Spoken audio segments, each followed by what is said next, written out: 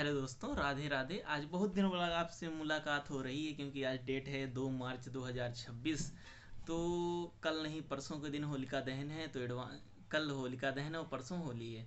तो आप सभी लोगों को होली की बहुत बहुत शुभकामनाएं। तो आज हम लोग बेसिकली बात करेंगे भारत और इस्लामिक मध्य पूर्व को लेकर के तथा ईरान और इसराइल को लेकर के, क्योंकि हम लोग यूट्यूब में देख रहे हैं काफ़ी सारे सब अपने वजह से अपने अपने कमेंट देने में लगे हुए हैं कि कैसे। तो क्या हम मतलब कि इसकी स्टार्टिंग से जानकारी लेंगे कि क्या ऐसे ही शुरुआती समय से ईरान और इसराइल ऐसे ही संबंध रहे। ईरान आखिर मतलब कि क्यों इसराइल के ऊपर आज इतना गुस्सा है या इतनी वैसे अपनी सोच रखता है इसराइल को लेकर कि इसराइल भी क्यों इतना कठोर रुख रखता है ईरान को लेकर के। ये सारी जितनी समस्याएं हैं, क्या ऐसे संबंध शुरू से रहे, तो ये सब की बातें होंगी। तो खैर वीडियो स्टार्ट करते हैं। जैसा कि मेरा नाम विकास है, तो हम लोग वीडियो में सबसे पहले बात करते हैं। एक घोषणा हुई थी 1917 में, बाल्फोर घोषणा। तो ऐसा कहा जाता था कि ब्रिटेन जो था, एक पैक्स ब्रिटानिया हुआ करता था। पैक्स ब्रिटानिया तो आप लोग समझ ही रहे होंगे कि इस टाइम पे पैक्स अमेरिकाना, पैक्स सिलिकाना जैसे बड़ी बड़ी शब्दावलियां हमारे सामने आ रही हैं ये ग्लोबल पॉलिटिक्स में। तो एक पैक्स ब्रिटानिया हुआ करता था। ऐसा माना जाता था कि ब्रिटेन का कहीं भी सूरज अस्त नहीं होता था, इतना बड़ा साम्राज्य ब्रिटेन का था। तो ब्रिटेन का साम्राज्य इजराइल में भी था, उस पृष्ठभूमि में इस्लामिक मध्य पूर्व में। तो वहाँ पर ब्रिटेन था। तो ब्रिटेन ने कहा था 1917 में बाल्फोर घोषणा में कि मैं ब्रिटेन तो मैं यहूदियों को एक ऐसी जगह पर बसाऊंगा, सुरक्षित जगह पर। 1917 में ये ब्रिटेन ने वहाँ पर वादा किया। कहाँ पर? बाल्फोर घोषणा में। इसके बाद में क्या होता है, तो जब मतलब कि सभी देश आज़ाद हो रहे थे, समय था 1950 के आसपास का, या द्वितीय विश्व युद्ध के बाद के समय में काफ़ी सारे देशों को आज़ाद किया गया, जिन्हें हम थर्ड वर्ल्ड कंट्री के रूप में जाना करते हैं अक्सर। लेकिन ऐसा नहीं होता है। तो इसराइल को भी उन लोगों ने बसाया। तो इसराइल की स्थापना होती है जैसे कि 1948 में। तो इसराइल की स्थापना के बाद में क्या उस समय से ऐसे ही रिलेशन थे? क्योंकि 1948 आ चुका है और 1948 में इसराइल बन चुका है। अब से लेकर के हम उनके रिलेशन जानेंगे। तो इसराइल और ईरान के ऐसे रिलेशन नहीं थे, क्योंकि उस समय ईरान और तुर्की जो आज कट्टर विरोधी हैं इसराइल के, उस समय ये उसके पक्के घनिष्ठ मित्र हुआ करते थे। पता है कि उनको जो एनर्जी की पूरी सप्लाई है ईरान किया करता था। मतलब कि वो नया नया कोई भी कंट्री बसता है तो सब कोई मूलभूत आवश्यकताएं होती हैं, एनर्जी की खपत होती है, उनको फर्टिलाइज़र चाहिए, फूड चाहिए, या बेसिक जितनी भी नीड होती हैं, तो सभी ज़रूरतें होती हैं। तो इस तरीके से पता है तुर्की मतलब कि उस टाइम पे, क्योंकि ईरान तो पहले से बसा हुआ था, उसको कोई बसाया नहीं गया था। तो ईरान ने बहुत सारी तरीके से उनकी हेल्प की। जैसे उनकी एक अंडर सी पाइपलाइन बनाई, क्योंकि वहाँ पर एक तो बड़े पहाड़ों वाला इलाका है, कुछ समतल भूमि है, लेकिन उनके पास पानी की व्यवस्था नहीं थी। तो उन्होंने इसराइल, खैर एक और इंटरेस्टिंग चीज़ बताऊं कि इसराइल एक पहला कंट्री था जिन्होंने समुद्र के पीने वाले जल को, समुद्र के जल को पीने योग्य बनाया था। उन्होंने ऐसी मशीनें सबसे पहले डेवलप की। अक्सर हम लोग सुनते हैं कि ये सब सऊदी अरेबिया वगैरह ने या इन देशों ने की, ऐसा नहीं है। ईरान सबसे पहले, तुर्की ने, सबसे पहले इसराइल ने की। तो इसराइल और इनका बहुत अच्छा संबंध रहा, और ये मतलब कि एक दूसरे की सहायता भी करते थे। जैसे सावाक जो ईरान की खुफिया एजेंसी है, और मोसाद जो कि इसराइल की है, इन दोनों को ये एक दूसरे को प्रशिक्षित करते थे। कहें कि मोसाद उनको प्रशिक्षित करते थे, उनकी खुफिया एजेंसी को, उनको डायरेक्शंस देते थे। और उनके बारे में आप लोग अक्सर सुनते होंगे मोसाद के बारे में कि दुनिया में इनका आतंकी कहीं भी किसी भी कोने में छुपा होता है तो मोसाद जिंदा नहीं छोड़ती है,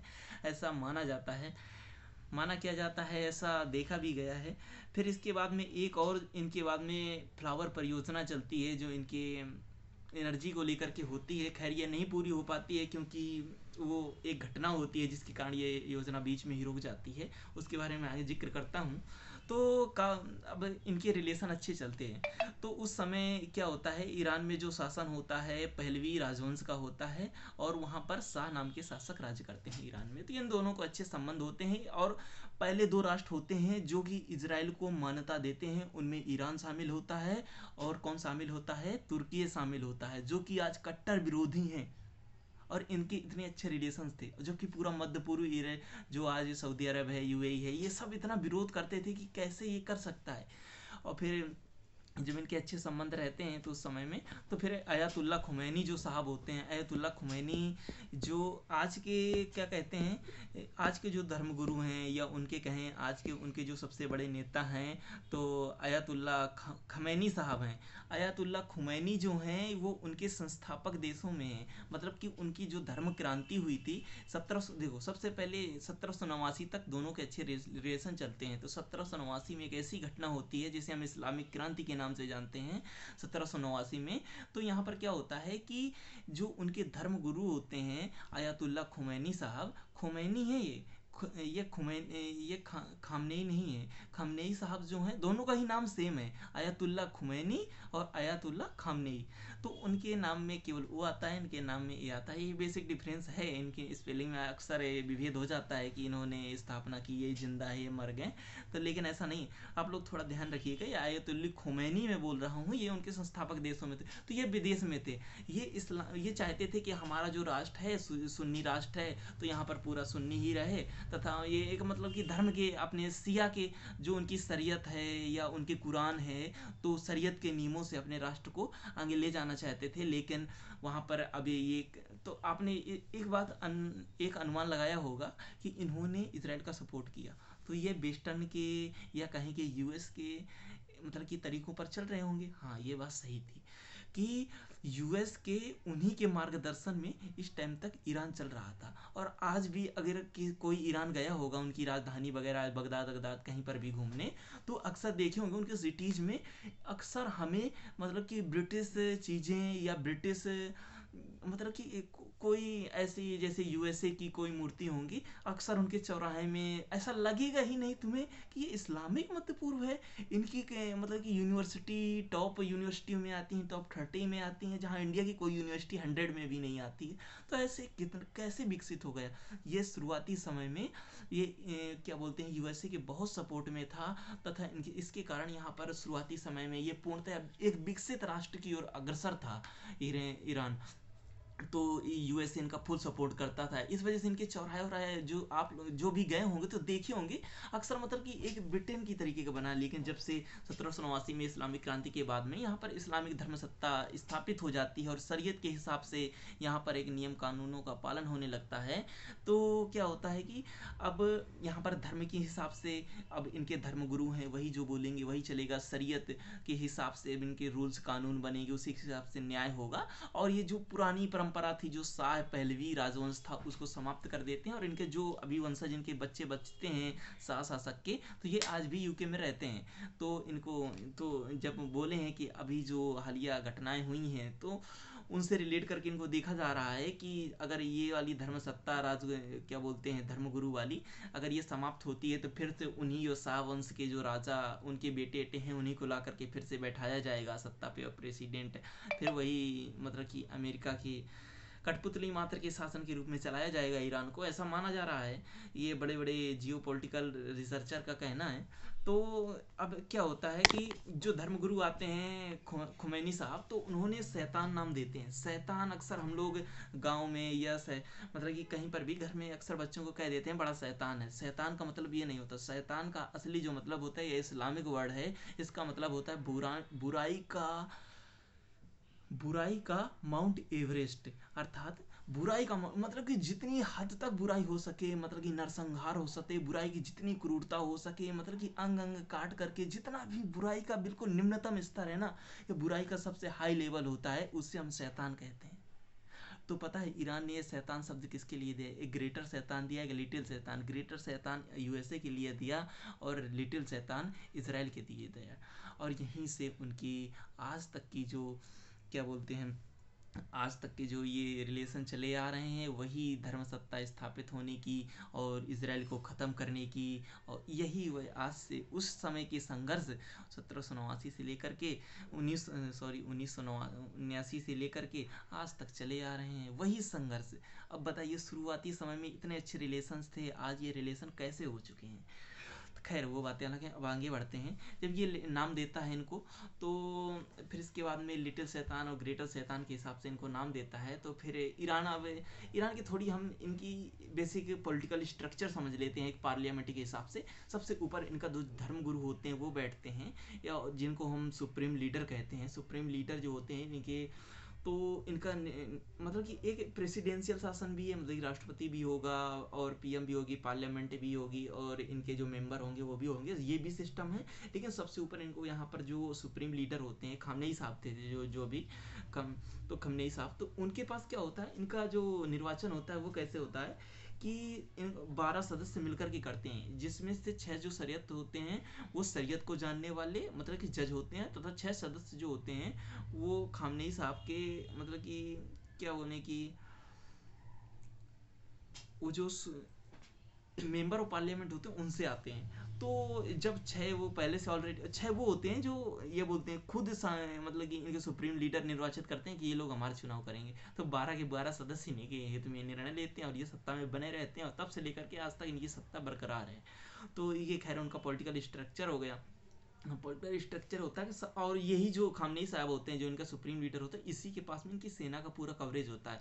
मतलब कि वहाँ पर प्रेसिडेंशियल ऐसा नहीं कि वो आकर के अपनी जो जानकारी होगा प्रेसिडेंट को अपना जानकारी देगा या उनके रक्षा मंत्रालय, नहीं, ये पूरी सेना उनके खामनेई साहब जो सुप्रीम लीडर हैं उनके नियंत्रण में होती है। ऐसा है, ठीक है। तो फिर इसके बाद में अब हम बढ़ते हैं आगे की तरफ। तो क्या ऐसा ही रहा शुरुआती समय से और रिलेशन चलते रहे? नहीं, बीच बीच में अपने जैसे कि क्या बोलते हैं, ईरान वहाँ पर अपना अस्तित्व बनाए रखने के लिए कई सारे छोटे छोटे संगठन वहाँ पर डेवलप करता है, जैसे हिजबुल्ला हो गया, लेबनान हो गया, और क्या बोलते हैं और भी छोटे छोटे जैसे संगठन है वहाँ पर। हूती हो गया, हूती विद्रोही, यमन की हूती, आप लोगों ने सुना होगा, कई बार वो जहाज़ों को अगवा कर लेते हैं। तो ये सारी चीज़ें ये उसी की देन है, किसकी? ईरान की। क्योंकि ईरान नहीं चाहता था कि इजराइल डेवलप हो, मतलब कि इजराइल मतलब कि यहाँ पर एक राष्ट्र बने। क्योंकि वो हम जेरूसलम वाले मुद्दा बात के बाद में डिस्कस करेंगे। क्योंकि अब जो एक थ्योरी होती है एक्सिस ऑफ रेजिस्टेंस, जिससे हम कहते हैं कि ईरान अपना चाहता था कि इस क्षेत्र में मेरा प्रभुत्व बना रहे। तो इस कारण से उसने जो वहाँ पर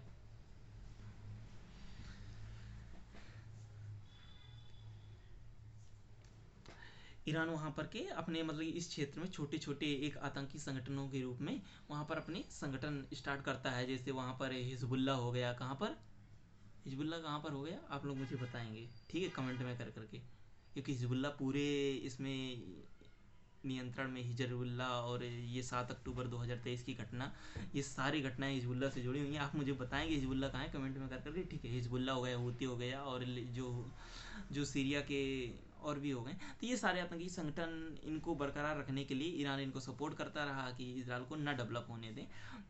तो फिर इसके बाद में अब घटना आती है, इसके पहले एक घटना और हो चुकी होती है, उसका डिस्कस करना और ज़रूरी है कि 6 डे वार जो कि 1967 में होती है, 1967 में होती है। तो ये घटना क्या होती है कि इजराइल इस दिन के वार में, मतलब कि इजराइल का सपोर्ट यूएसए कर रहा था, लेकिन फिर भी इजराइल केवल अपने दम पर के 6 दिन के इस वार में वह सिनाई पेनिनसुला जीत लेता है, गाजा पट्टी पूरी जीत लेते हैं, वेस्ट बैंक जीत लेता है, तथा ये गोलान जो पहाड़ी होती है उसके सीरिया की गोलान पहाड़ी तक का ये पूरा मतलब कि क्षेत्र इजराइल के अधीन आ जाता है।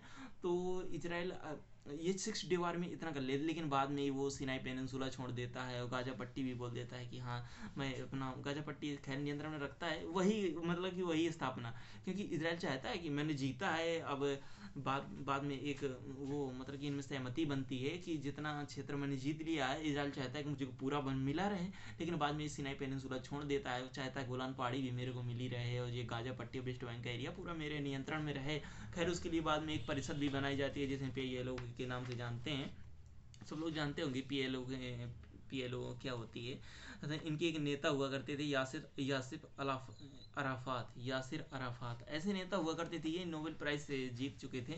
कि अगर ये मतलब कि वो नहीं होता कि प्रोटोकॉल तोड़ के PM रिसीव करने अगर किसी एयरपोर्ट में जाता तो उसको महत्व दिया जाता है, ये ऐसे ही नेता थे। अगर इनको मतलब कि एक ये था कि जैसे आज वो नहीं होता हमारे डोनाल्ड ट्रम्प साहब को कि हम मुझे नोबेल प्राइज मिलना चाहिए, ये मेरा सब कोई सम्मान करे, उसी प्रकार के ये अराफात साहब थे। तो इनका मतलब ये था कि सम्मान सब कोई करता था। अक्सर ये कहीं पर भी जाते थे तो उनका जो head of department, head of state हुआ करता था, ये जैसे वहाँ पर प्रेसिडेंट हो या पीएम हो, वो इनको रिसीव करने जाया करता था। जैसे हमारे पीएम साहब कभी कभी प्रोटोकॉल तोड़ करके वो वहाँ पर रिसीव करने जाते हैं। तो ऐसा कुछ नहीं है कि मतलब कि भले वहाँ पर पीएम आए उनका, लेकिन मतलब कि कभी भी पीएम रिसीव करने उनको एयरपोर्ट पे नहीं जाता है। ये जो जाया करते हैं उनको प्रोटोकॉल तोड़कर एक अपने मतलब कि आदर से व्यक्त करने के लिए, ये एक ऐसी आदर से व्यक्त करने के लिए वहाँ पर जाते हैं। ठीक है, तो अब आगे बढ़ते हैं। 7 अक्टूबर 2023 की घटना को रिलेट करते हैं। 7 अक्टूबर 2023 की घटना होती है जहाँ पर हमास इसराइल पर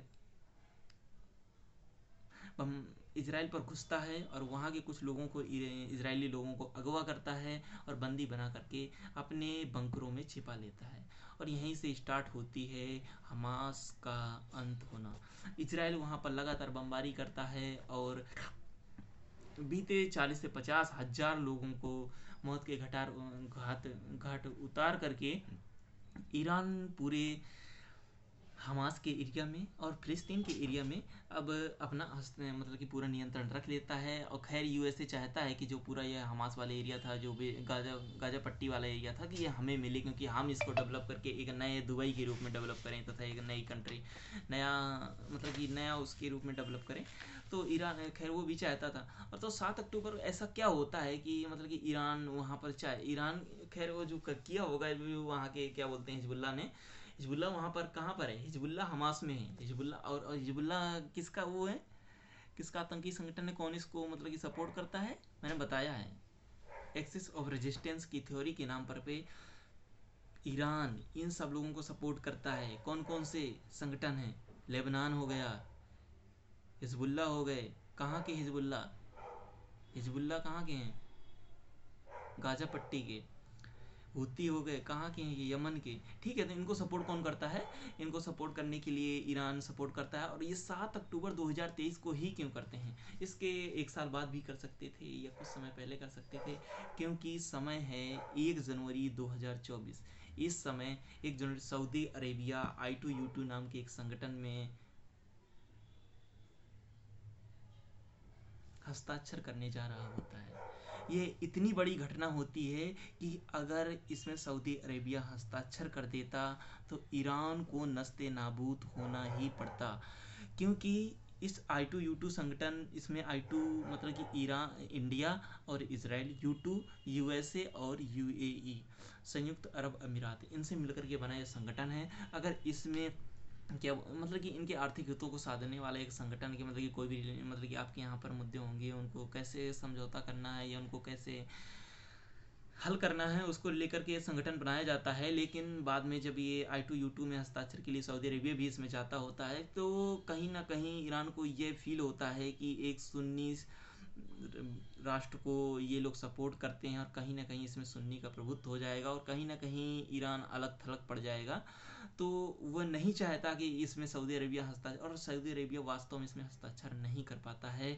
तो कहीं ना कहीं इसमें ईरान की जीत होती है, क्योंकि अगर इसमें वो घोषणा कर देता, क्या बोलते हैं, सऊदी अरेबिया इसमें हस्ताक्षर करने की, अगर हस्ताक्षर कर पाता तो ये कहीं ना कहीं ईरान के लिए बहुत बड़ा, एक वर्ड में एक बहुत बड़ा गेम हो जाता। क्योंकि अगर ईरान अलग थलग पड़ जाता तो उसका जो अपना सुन्नी गुट है, शिया गुट है सॉरी, तो वो एक अलग हो जाता ना इस्लामिक मध्य पूर्व से। अभी तक इसराइल अलग था, पूरा इस्लामिक मध्य पूर्व एक था, भले वो शिया सुन्नी में बटे हों लेकिन वो है इस्लाम को मानने वाली शाखा। लेकिन इस्लाम अभी तक इसराइल को अगर किसी एक बड़े सुन्नी संगठन या भले वो शिया हो कोई भी हो, मुस्लिमिक का सपोर्ट मिलता ना, तो इससे मतलब कि एक ये हो जाता कि हम लोग भी इसराइल को मान्यता देते हैं और सऊदी अरेबिया ने दे दिया, इससे वो वाला मुद्दा भी खत्म हो जाता। जेरूसलम वाला मुद्दा ले लेते हैं थोड़ा अक्सर जेरूसलम में, क्योंकि वहाँ पर एक PLO जैसे मैंने बताया, वहाँ पर फिलिस्तीनी वो ऑर्गेनाइजेशन है जो कि वो संगठन काम करता है वहाँ पर किसी का। तो ईरान अक्सर वो इसराइल उसको अपनी राजधानी घोषित कर रखा है। खैर वो कहते नहीं है कि जिसके पास ज़्यादा पैसा है उसी की गाड़ी होगी, उसी का सब कुछ होगा, उसको मान्यता दी जाती है। तो इसी प्रकार ईरान मतलब कि उसको अपनी राजधानी जेरूसलम को घोषित कर रखा है। जेरूसलम इतना पवित्र स्थान है, मतलब कि ये यहूदियों के लिए पवित्र है, ईसाइयों के लिए पवित्र है, मुस्लिम के लिए पवित्र है, इन तीनों को यहाँ पर अपने पवित्र पवित्र स्थान भी हैं। पर एक जेरूसलम मतलब कि मान लो कि एक छोटा बड़ा इलाका है, उसमें एक डोम बनी है। डोम समझते हैं? ये डोम मतलब कि एक गुम्बद की तरीके बना हुआ है, तो वो मतलब कि उसका नाम है। जैसे टेम्पल ऑफ माउंट है, वो यहूदियों का है वहाँ पर। डोम ऑफ रॉक है जो इस्लाम का है। और क्या बोलते हैं, अलक्सा मस्जिद है जो ईसाई की है। ये तीनों चीज़ें उस एरिया में बनी हुई हैं जेरूसलम के। तो ये लोग चाहते हैं कि हमें मिल जाए, इजराइल वाले ईसाई चाहते हैं कि हमारा इसमें अधिपत्य हो। खैर मतलब कि इस मुद्दे को सुलझाने के लिए कई घोषणाएं भी होती हैं बाद में। एक कैंप डेविड समझौता होता है, या बोलने की 1993 का ओस्लो समझौता होता है, जिसमें टू स्टेट थ्योरी दी जाती है कि मतलब कि हम लोग फिलिस्तीन को भी मान्यता देंगे और इजराइल को भी। मतलब कि बॉर्डर इशू और जेरूसलम इशू की वजह से ये वाला ये थ्योरी भी गलत हो, मतलब कि वहाँ पर नहीं सपोर्ट कर पाती है और ना ही वहाँ पर मतलब कि ये सक्सेस हो पाती है। तो खैर ये तो रिलेशन रहे, जेरूसलम के मुद्दे भी हो गए और ये वाली भी मुद्दे भी हो गए। तो आखिर आज वाली स्थिति, या बोले कि आखिर आज वाली स्थिति कैसे उत्पन्न हुई, तो ये वाली स्थिति ऐसे उत्पन्न हुई कि क्योंकि एक मुद्दा वो लगातार आएगा, मतलब कि ईरान वहाँ पर बम बनाने का ये मतलब कि न्यूक्लियर पावर प्लांट है, वो तो खैर स्थापना रूस के सहयोग से काफ़ी समय से कर रहा है। अभी भी उनका एक न्यूक्लियर पावर प्लांट जो कि रूस के सहयोग से जारी है। लेकिन वो यूएसए नहीं चाहता था कि मतलब ये लोग यूरेनियम को इनरिचमेंट कर करके अपना इतना इनरिच कर लें। खैर इनरिचमेंट आप लोग जानते होंगे कि मतलब कि जैसे हम लोग यूरेनियम और प्लूटोनियम इनसे मतलब परमाणु बम बनाते हैं, तो यूरेनियम को एनरिच करते हैं। एनरिच कैसे करते हैं कि मतलब कि अगर हम लोग 1000 किलो अगर उसमें वो लिया, 1000 किलो मतलब कि यूरेनियम मतलब कि इतना बड़ा भंडार लिया यूरेनियम, उसका पूरा पूरा यूज नहीं कर सकते हम परमाणु बम बनाने में। उसका मैक्सिमम 0.5% मतलब कि इतना ही बहुत खींच के 1 किलो या उससे भी कम हमें हिस्सा ही मिलेगा जो हमारी इनरिचमेंट करके उसको जो हमारे उपयोग के लिए होगा। तो उसको इतना इनरिच करते हैं कि मतलब वो बेस्ट पावरफुल मटेरियल बन पाए। पूरा इनरिच मतलब कि योग्य नहीं होता है वो। तो इसका क्या होता है, और फिर इसके बाद में इनरिच करने के बाद में जो उसका वो बेस्ट होता है ना, वो और ज़्यादा इंपॉर्टेंट होता है। इसी वजह से जो हमारे यहाँ पर भी कई संस्थाएं हैं जैसे कि ईरान के सहयोग से जो भी चलती हैं, अरे क्या बोलते हैं, जर्मनी के सहयोग से या बोले यूएसए के सहयोग से जो हमारे पावर प्लांट चलते हैं, तो वो लोग अपने पता है यहाँ से इनरिच जो करते हैं, फिर इसका जो वेस्ट बनता है उसको अपने देश ले जाते हैं। वेस्टेज को वेस्टेज नहीं छोड़ते यहाँ पे, क्योंकि उससे रेडियो एक्टिव तत्व निकलते रहते हैं और ये वेरी हार्मफुल मटेरियल हो जाता है फिर। तो इसके बाद में हम लोग मतलब बात करते हैं तो क्या एनरिचमेंट में ये डोनाल्ड ट्रंप पहले व्यक्ति हैं जो ऐसा परमाणु बम विस्फोट कर रहे हैं, या मतलब क्या बोले उनको नहीं करने दे रहे हैं कि आप लोग ऐसा कर पाएँ या इतना एनरिच बना पाएँ। नहीं, ये एक पहले व्यक्ति नहीं है, क्या बोलते हैं हम, हाँ, डोनाल्ड ट्रंप ये पहले व्यक्ति नहीं है। खैर ये जो ओबामा साहब हुआ करते थे, तो एक सहमति बन चुकी थी PF5+1 जर्मनी के रूप में, मतलब कि ईरान समझौता हुआ था इसमें, मतलब कि एक ईरान एक सहमति बन चुकी थी कि हम लोग आज से मतलब कि अभी इनरिचमेंट भी नहीं करेंगे, और जितना बन चुका है मतलब कि सब कुछ सहमति बन चुकी थी, पूरा हस्ताक्षर भी हो चुका था। लेकिन बाद में ये डोनाल्ड ट्रंप साहब ने आके फिर वही गलती की। और वो वाला मुद्दा तो आप समझ ही गए होंगे कि मतलब कि वहाँ पर पहले किस तरीके का शासन हुआ करता था, पहलवी राजवंश हुआ करता था, और इसके बाद वो सब पौजी राजवंश को किसका सपोर्ट था, मतलब कि उसका यूएसए का सपोर्ट था। तो अभी जो हालिया घटना हुई, क्या बोलते हैं, कल परसों से 28-29 तारीख से जो भी 29 कहाँ है, 28 तारीख से जो भी घटना हुई कि मतलब कि वहाँ पर परमाणु मतलब कि इजराइल के द्वारा वहाँ पर आक्रमण किया जाने लगा, यूएसए के द्वारा ईरान को नस्ते नाबूद करने के लिए कि वो मतलब कि समर्पण करे और बोले कि मैं नहीं इनरिच करूँगा, समझौता बने। तो ऐसा ये है कि मतलब कि बीते 2-4-5 महीनों में जो वहाँ के सुप्रीम लीडर हुआ करते थे आयतुल्ला खोमेनी साहब, खामनेई साहब, तो उन्होंने क्या किया कि 30 से 40 हज़ार लोगों को वो नहीं चाहते थे कि हमारी कुछ जो यहाँ पर हो रहा है, मतलब कि वो कट्टर, अब देखो वो धार्मिक धार्मिक देश बन चुका है, तो वो कट्टर शरीयत के नियमों के अधीन चलता है। वो कोई आपके नियमों से नहीं चलता, शरीयत के जो भी नियम हैं उनके हिसाब से वो राष्ट्र चलता है। तो ना वहाँ पे मतलब कि बुर्का पहनना, खुले में नहीं लेडीज़ों को निकलने दिया जाता है, और मतलब कि बहुत सारे ऐसे प्रतिबंध लगाए गए हैं जो कि शरीयत में हैं, जो कि उनके नियमों में हैं। ऐसा है। तो इस बीच काफ़ी विरोध होने लगा, क्योंकि जो वहाँ के CIA है, अब अमेरिका की खुफिया एजेंसी, तो वहाँ पर कार्यरत है और वहाँ पर चाहती थी कि नहीं ऐसा कुछ हो। तो वो लोग वहाँ पर कार्यरत थी, तो भले सपोर्ट से हो उन्हीं के या कैसे तरीके, धीरे धीरे अब खामनेई साहब का विरोध होने लगा था उनका खुद के कंट्री में। तो एक बड़ा पॉपुलेशन ऐसा भी है जो उनके सपोर्ट में है, जो आज खड़ा हुआ है, क्योंकि खामनेई की मौत हो चुकी है, खामनेई साहब की। तो उनके सपोर्ट में भी एक बड़ा वो नहीं होता है कि अगर कोई, जैसे भगत सिंह थे ना, भगत सिंह एक बात बोल के गए थे कि मैं अगर जिंदा रहूं तो वो चीज़ें जो हम लोग चाहते हैं वो नहीं पूरी हो सकती। जैसे कि अगर वो चाहते थे ना इनकलाब की बोली, मतलब कि हमारी जो शान है या हमारा नाम अमर रहे, ये भगत सिंह अगर बाइज्जत रिहा हो जाते तो उनकी वो इज्जत नहीं होती जो उन्होंने फांसी को स्वीकार करके आज इज्जत बना रखी है।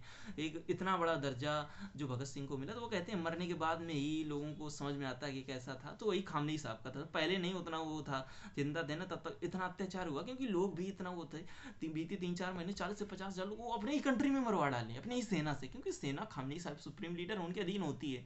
तो उन्होंने अपने ही लोगों को मरवा डाला। तो लोगों में काफ़ी गुस्सा था और CIA के लोग बराबर उनके संपर्क में थे, क्योंकि अंडर कवर एजेंट होते हैं, कहीं भी स्लीपर सेलेक्टिव हो जाती है। तो खैर, अब दोनों खुफिया एजेंसी, मोसाद हो, CIA, दोनों मिलकर के क्या संभव, क्या भी सब कुछ संभव हो सकता है। तो दुनिया की सबसे बड़ी खुफिया एजेंसियों में इनकी गिनती होती है। तो खैर उन्होंने मिलकर के वहाँ पर जानकारियाँ जुटाई और फिर एक ऐसे समय का इंतजार कर रहे थे कि लोग, मतलब कि कैसे हम लोगों को ऐसा मिले कि जिससे लोगों को ज़्यादा अहित ना हो, जिस ज़्यादा से ज़्यादा लोग ना मरें। तो इन्होंने एक ऐसा दिन चुना कि जिससे, मतलब कि कुछ ज़्यादा अहित ना हो सके। और खैर खामनेई साहब की मौत हो चुकी है और उनके जो बेटे हैं तो उनकी गद्दी संभाल ली है। देखते हैं क्या होता है, क्योंकि अब ऐसा ही होगा कि भले वो इनरिचमेंट चाहते हो, लेकिन वो इसका और एक कारण है कि USA चाहता है कि कहीं ना कहीं वो तो एक अलग मुद्दा है न्यूक्लियर वाला, लेकिन न्यूक्लियर वाला ही ये यहाँ पर शांत नहीं होता है। सबसे बड़ा मुद्दा है इजराइल का, क्योंकि इजराइल का सबसे बड़ा विरोधी जो है इस टाइम पे ईरान ही है। और ईरान नहीं चाहता है कि इजराइल, मतलब कि डेवलप हो। डेवलप कैसे ना हो, डेवलप तो वो है ही, इतनी सुप्रीम उनकी हर चीज़ें हैं कि डिफेंस सिस्टम है, या उनका बराक जो हमने ख़रीदा है, बराक मिसाइल वगैरह, उनके पास तो इतने। तो खैर वो नहीं चाहता है कि, मतलब कि ये, मतलब अपना प्रभुत्व इस मध्यपूर्व, इस्लामिक मध्यपूर्व में रख सके। तो वो इस वजह से उनका विरोध कर रहा है।